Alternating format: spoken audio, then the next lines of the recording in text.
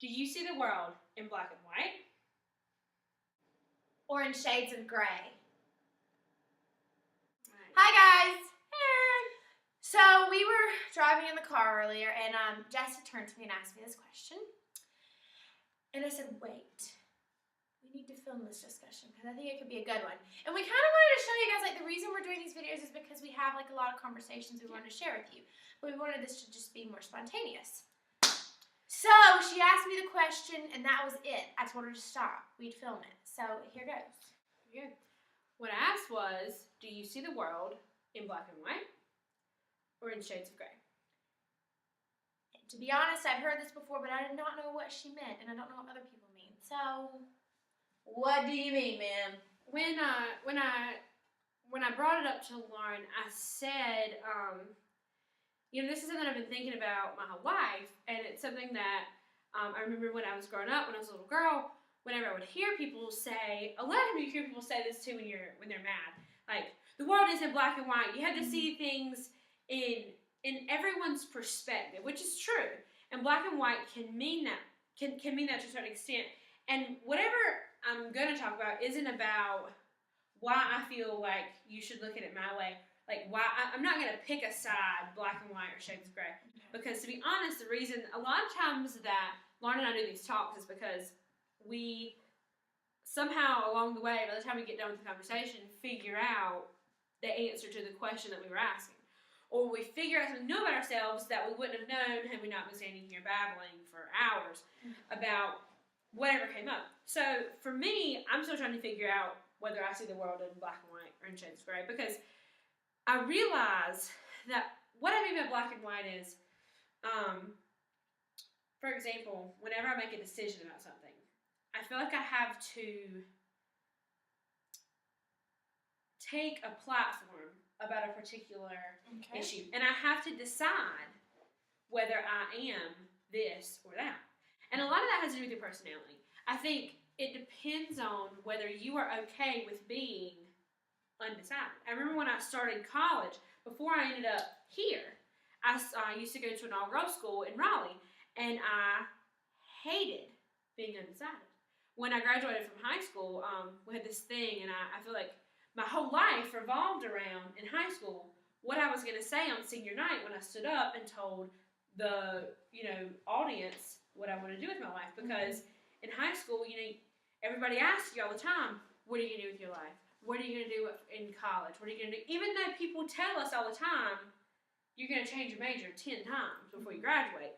And we know that, but the not knowing part is so scary. Yeah. It's that way a lot in life. The not knowing, the not being decided. And I actually, when I started college, I was undecided. And because I finally, I had to sit down with myself and have a talk and be okay with the undecided part. Because it doesn't matter what you declare. And actually, it makes you look a lot better and a lot more flexible when you're applying for colleges if you are willing to let the experience bend you and form you, because that is what college is all about. You will change. You will become somebody completely different than you were when you came in. And I'm not even at the school anymore. I'm somewhere different. I transferred, and my major is so far from graphic design right now. And I love it. I love what I'm doing right now, and I realized that I had to be okay with being a shade of gray. But at the same time, I also feel like whenever I look at things in life, or whenever I feel like I always have to choose, am I this, am I that? We also talked about before, putting an on the end of what you are. And at the same time, reader, writer, dreamer, doer. Right. Or I'm an interpreter, I'm an artist, I'm a chef, I'm a blogger. Just very specific words that describe exactly who you are. Right. And you feel like you have to wear these hats. Yeah. And at the same time, I'm like, wow, I love that. I love finding things that define me. Like whenever we were talking about writing, what makes me be able to say, I'm a writer? Well, does that mean that I've been published? Does that mean that I have a blog that I post things on? Does that mean that I've let somebody read what I write? It just means that I write. And that in itself makes me a writer. And while I love being able to say, like, I'm a writer, I'm an interpreter, I'm a student, I'm a this, I'm a that, at the same time, when you think about it, it's not healthy to say, I'm this, and I'm this, and I'm this, because you should be able to move flexibly in and out. Because of when those you do things. that, you put yourself in a box. Right. You do. Right. But let me ask you, so here's what you're saying. People that see things in black and white, it's kind of like there's a yes or a no, there's a right or a wrong, there's a here or there. Whereas in gray, okay, if that's right, I think I see the world in gray. I get very angry because sometimes I think there's not a right way or a wrong way, or there's not a true or a false. Sometimes there's just an in-between. And some people ruin themselves by trying to find the black or the white and not just being able to accept it for what it is, whatever it may be. Right. Sometimes, in my opinion, seeing things in black and white can be a realist perspective. It can be a good thing, but I feel like maybe, and this may be because I was raised in a small town, I was raised in a small-minded community where I had to kind of break away from the categorization. I still see things in categories, and that's still the way, that's my model of thinking. That is how, like, whenever I get things, whenever I receive things, I immediately, subconsciously almost, put them into a category, whether it's socks I wear, or fingernail polish that I have, or whatever. It's little things, but I myself, my personality, I think, sees the world in shades of gray. Yeah. Because I see because I want to be that way. Because I know how I don't want to be racist or sexist or a conformist. I don't want to, because that is the way that you conform. Is you instantly, when you do categorize, you always subconsciously pick a side. You always subconsciously say, I favor this over that. I favor being here over there. And it's just like the other day we were talking about moving after graduation. Yeah. I had to decide, do I want to be somebody that stayed home, or do I want to be somebody that traveled? Yeah. Do I want to be somebody that doesn't really see my family, or do I want to be somebody that has spent my whole life at home? Do you know, I think, and this doesn't entirely capture do you see life in black or the world in black and white, or in shades of gray, or in little bits of yellow, purple, pink, and green, right? Like, okay, I'm going to come back to that, but I just want to go ahead and say really quickly is that I kind of think it can be more easily described as those who see a black and white can tend to be closed-minded, whereas those who see things in gray are very open-minded. It's like, well, sure, who knows? I'll think about it.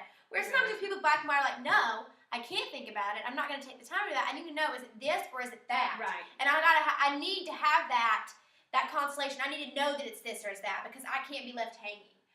But you know, when you asked me this question earlier, I wanted to ask you, but I decided to wait until we really had this conversation. Like, why is it? Do you see the world in black and white or in shades of gray? What about those people who see the world in color? Well, I think that's a good subject. I'm glad we talked about that. I think that can lead to lots of other things.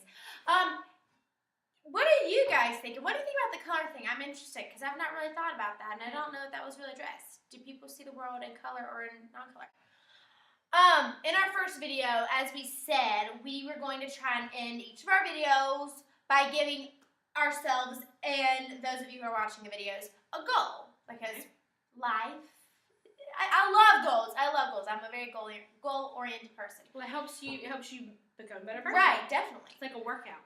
But since this was a spontaneous video and more like just a conversation, we weren't sure what the topic was going to be because Jessie was the only one who knew what black and white and gray meant, and I wasn't sure. We didn't decide on a goal, but I've thought of one. So I'm going to throw it out there. You say what you think. If you want to add on another goal, please feel free to do so. But I feel like it's more important, even if you're a black and white kind of person, I think it's important to try to see the world in shades of gray. I think it's important to try to find the gray in there and be open-minded, if you will. So I'd like to challenge everyone. I know it happens to all of us, even the most open-minded of all of us, even those who see the world in completely different shades of gray, no black and white or anything in between. Those who are extremely open-minded, you catch yourself categorizing things and saying, that's right, that's wrong, she's this, not that, he's that, not this. And you catch yourself doing that. So I challenge each of you to find a moment in your day, today, tomorrow, every other day for the next week, in which you find yourself doing that and go, ooh, bad. Maybe I should think this way. Or maybe you don't catch yourself doing it that moment. But at the end of the day, reflect on the day and try and find a moment when you've done that and correct your thought process. The only way that you can change yourself and better yourself is to work on it. So, like, reflect on it. See when a moment is when you're thinking of black and white and try to open it in shades gray. You think that's a good goal? I think it is. And find yourself breaking down the stereotypes and seeing the world as a whole instead of setting boundaries around people or putting people in a box, because nobody wants to be put in a box. Speaking of, and check out both of our blogs. We'll include links below. My blog here and her blog there. But yeah, I'm a big advocate of stepping outside of your box. I did so every day for 1 year. Check it out. But we hope you guys enjoyed this conversation. Let us know if you'd like more random conversations kind of like this where we just sit down and talk. Chat. And we will see you next time.